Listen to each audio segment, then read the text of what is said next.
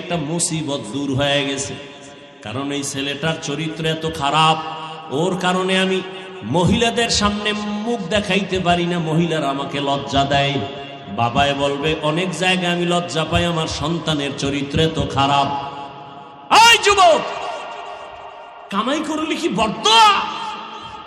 মায়ের বরদোয়া, বাবার বরদোয়া, শিক্ষকের সাথে বেয়াদবির বরদোয়া, আলেমদের সাথে বেয়াদবিমূলক আচরণ করেছো সেখানে বরদোয়া, মুরব্বীদের সাথে তোর ব্যবহার ভালো না সেখান থেকে বরদোয়া।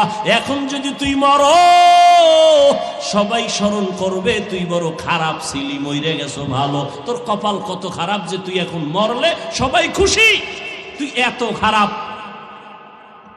শুধু মোবাইলের চরিত্র ধ্বংস করে ফেলেছো।